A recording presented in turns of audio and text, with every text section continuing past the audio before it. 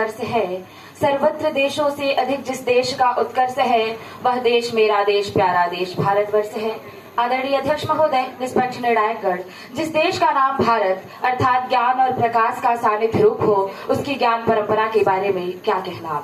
ज्ञान की धरती है भारत, वेदों की वाणी है भारत, उपनिषद की वाणी है भारत और आधुनिकता और प्राचीन का संगम है। भारतीय ज्ञान परंपरा की शान है और बड़े ही संयोग की बात है कि आज हम भारतीय ज्ञान परंपरा के अध्ययन की प्रासंगिकता के विषय पर अपने विचार व्यक्त करने जा रहे हैं। परंतु अध्यक्ष महोदय, मैं सर्वप्रथम यह बताना चाहूंगी कि भारतीय ज्ञान परंपरा क्या है।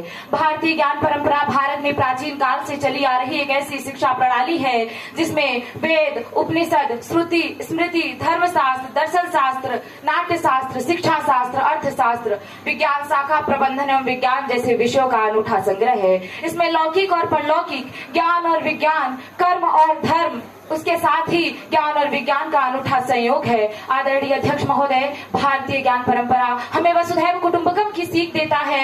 भारतीय ज्ञान परंपरा हमें अपनी प्रकृति, अपने पर्यावरण का संरक्षण करने की सीख देता है। परंतु जब मैं कल रात्रि इस व्याख्यान के लिए अपना उद्बोधन लिख रही थी और जब मैं यह लिख रही थी कि भारतीय ज्ञान परंपरा में किस प्रकार से अपने पर्यावरण, अपनी प्रकृति का संरक्षण करने की बात कही गई है, तो इंदौर की गलियों में बज रहे पटाखों की आवाज ने मेरे मन को विचलित किया। मेरे हाथ कांपने लगे, मेरा कलम नीचे गिरा और मैं यह सोचने पर मजबूर हो गई कि आज के नागरिक क्या अपने पर्यावरण के प्रति सचेत नहीं। तब मुझे यह समझ आया कि हमने विद्यालय में भी पर्यावरण पढ़ा है, अपने महाविद्यालय में भी अपने स्नातक के दौरान हमने फाउंडेशन विषय के तहत पर्यावरण को पढ़ा है, परंतु हमारा वह अध्ययन केवल कागज के एक हमारी प्रगति पत्रक के अंकों तक सिमट कर रह गया है। हमने उसे आत्मसात नहीं किया, जबकि भारतीय ज्ञान परंपरा हमें आत्मसात करने की सीख देती है। आदरणीय अध्यक्ष महोदय, भारतीय ज्ञान परंपरा में वसुधैव कुटुंबकम की बात कही गई है, परंतु आज के समय में स्थिति यह हो गई है कि आंगन में दीवार की बातें करते हैं, आंगन में दीवार की बातें करते हैं, भाई से तकरार की बातें करते हैं। हम गांधी के देश में रहते हैं, हमसे खंजर और तलवार की बातें करते हैं। यदि हम भारतीय ज्ञान परंपरा को अपना लें, वसुधैव कुटुंबकम को अपना लें, तो हमारे देश का विभाजन ही ना हुआ होता, जिससे मानवता कराही व कलंकित हुई। आदरणीय अध्यक्ष महोदय, महोपनिषद के 6वें अध्याय के 17वें श्लोक में लिखा गया है,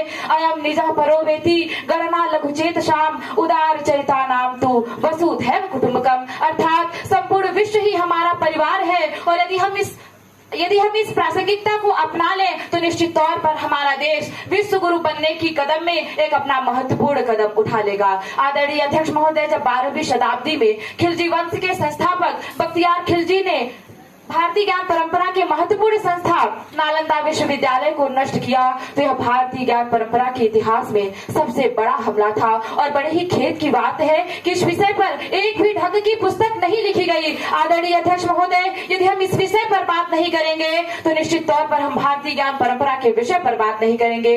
भारतीय ज्ञान परंपरा हमें नैतिक मूल्यों का अनुसरण करने की सीख देती है, इसलिए हमें इसे अपनाना अत्यंत ही आवश्यक है। और मैं मानती हूँ कि जब हम एक साथ हों, हम एक साथ मिल जाएं, तो भारतीय ज्ञान परंपरा को निश्चित तौर पर हम अपना लेंगे और हमारा देश विश्व गुरु बनने की राह में एक अमूल्य कदम उठा लेगा। क्योंकि अध्यक्ष महोदय, एक लहर समुद्र को गतिमान बना देती है, एक लहर समुद्र को गतिमान बना देती है, कोयल निरे निर्जन को स्वरवान बना देती है और ये दो बाहें जमाने भर में क्या न कर देंगी, ये दो बाहें जमाने भर में क्या न कर देंगी। जब पूजा पत्थर को भगवान बना लेती है, जब पूजा पत्थर को भगवान बना लेती है, तो आइए हम सब मिलकर भारतीय ज्ञान परंपरा को संजोएं, भारतीयता का गौरव बढ़ाएं और इससे भी अधिक इतना ही नहीं, नई शिक्षा नीति के तहत भारतीय ज्ञान परंपरा को जोड़ा गया है। और केवल इतना ही नहीं, अभी तो मध्य प्रदेश लोक सेवा आयोग हो या फिर संघ लोक सेवा आयोग, उसमें भी मुख्य परीक्षा में एक विषय भारतीय ज्ञान परंपरा, वेद, उपनिषद, भगवद गीता को जोड़ा गया है,